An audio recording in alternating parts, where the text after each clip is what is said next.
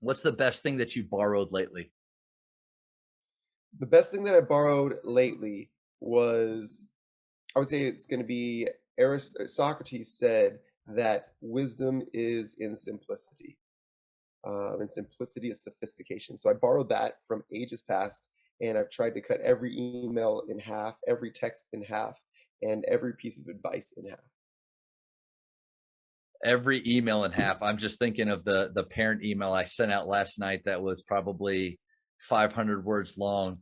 What are some advantages or what are some things that you've seen in your life kind of grow from that?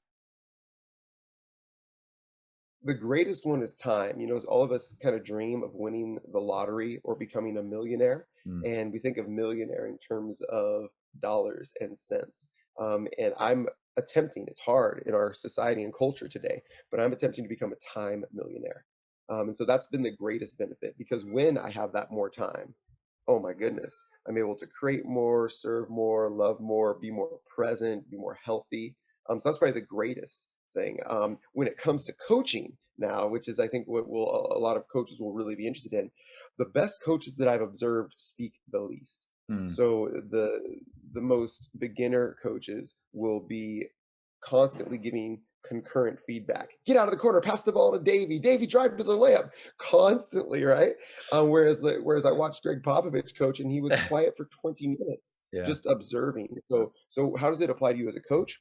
Observe more and speak less. Beginner coaches can see all the mistakes, but the expert coaches identify the keystone habit that Mm. if they coach that one keystone habit and simplify down, will then have a cascading and domino effect to improve so many mistakes. That's where expertise comes. It's not in identifying problems, it's in correcting the right ones.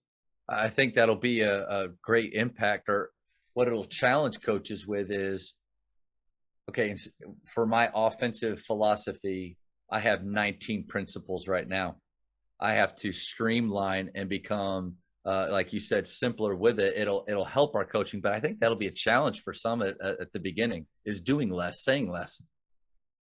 Oh, I mean, because it feels like you're lazy, Mm. right? Because oftentimes coaches they care the most of the entire team, including the players, and they're like, why does everybody care? And so they show they care by how animated they are on the sideline, or how much they can fill the gym with their voice. And one thing that I attempt to coach coaches into is show you care by how you prepare. It's less visible, but Mm. if you're doing it because you are truly competitive, you'll care about the impact and not what it looks like to others. I mean, so many parents or novices in the game will see a coach sitting on the bench and misinterpret that as in they aren't coaching their team. That's right. And right, Yeah. and you have to fight against that, because really that's just a status play. Like, you can either play status games or you can play winning games. And if you're always playing status games, you'll never truly win. So you probably wouldn't like some of my clips where I'm defensive sliding down the sideline. So I won't send those to you, Well, but hey, I here it is. If it's intentional, yeah, because or we know that authentic, sometimes, like if you're just really in the moment and you just yeah, but yeah. But again, we got limited energy. Going back, like yeah. time millionaires, we have limited thought space as well. And often, not always, often when the coach is contesting a three in the corner from out of bounds, they're probably not thinking three plays in advance, right? That's And so right. that's like picture Brad Stevens. Like a novice could watch Brad Stevens and think he's not passionate about the game. But anybody that knows he's passionate about the Yeah. game, but he's thinking 10 plays in advance. And it's just another level. And we got to create space for that. So like I love it when coaches have notebooks out at practice and they're writing things down. And what I always tell coaches, just try it for one practice. When you see something, write it down, and make sure you write three things down before you say one thing. Hmm. That's a simple way to simplify, right? Because then you're prioritizing. So like when the English word priority was first introduced into language in the 1500s, it was singular. There was no such thing as priorities. A priority is singular. And so going back to your 19 things in your offense, it's not bad to have 19 teaching points, right? But what I think you need to know, or every coach needs to know, and every player in your team needs to know, is what's the most important one. Yeah. Because if they don't know the hierarchy of those 19 things, they might give them equal attention. And Right. that's what happens if you look at a coach's practice plan, right? They've got 19 things that they care about as a coach, and they give them equal attention, whereas they don't have equal impact.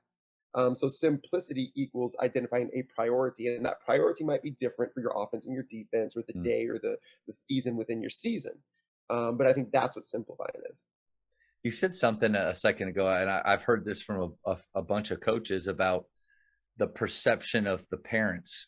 And I think so. My question is we have to do our best through communication, through meeting with them. So, like our team's culture, if only our 15 guys know the culture and live the culture, but there's no carryover at home, there's no connection at home, those parents don't care. They don't care about all the things that it's all that what they see and perceive. So they're at a game and they see us just sitting and taking it in more, less active, but that's what they're used to. How do we help connect them to, listen, I am not just sitting over here collecting a paycheck. I'm actually doing a better job for your sons. Yeah, that's a really good question, and that's part of why I think you're so good at this. Is you bring it down to application really, really well. Let me answer two ways. First way, I don't do much training of players anymore, but there's a family friend that I was training recently. He flew out from New York City to spend a week with me with his dad, because he's going into high school and he wants to play college basketball. So we set out a blueprint. He and his dad came out for a week. Most trainers will have the parent on the sideline filming with their cell phone, and they'll put the kid through the workout. I said very little to the kid that I didn't also say to the dad.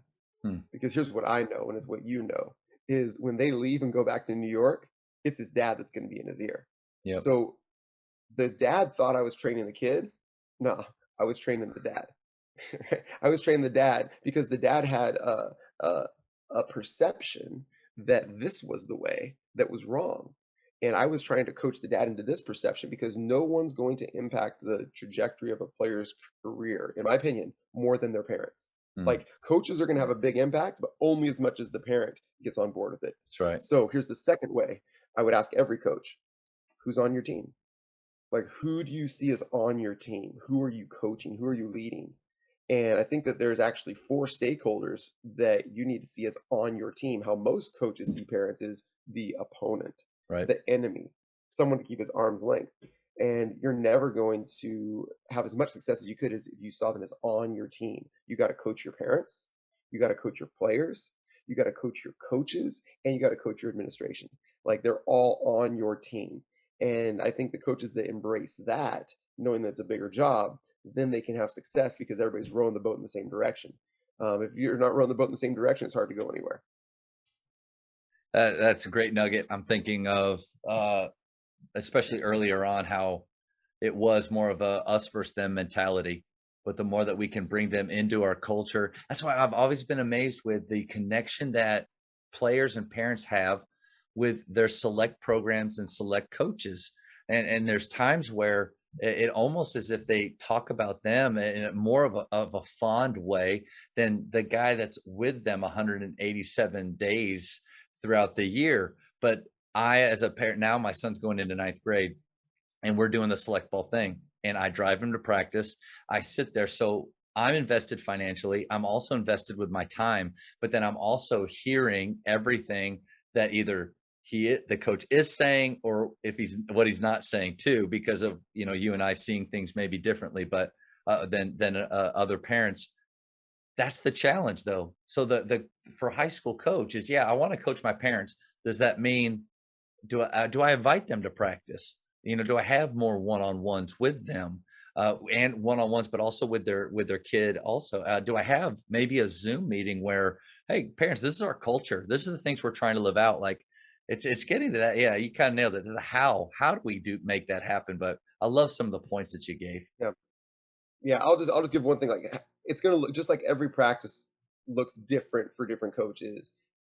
How is gonna look different, but have a plan. Yeah. and hope is not a plan. And that's what most, I hope my parents are supportive this year. Hope That's is not. So right. have a plan and just tell the parents the plan, like whatever it is, just Yeah. like think about it and have a plan. Yeah.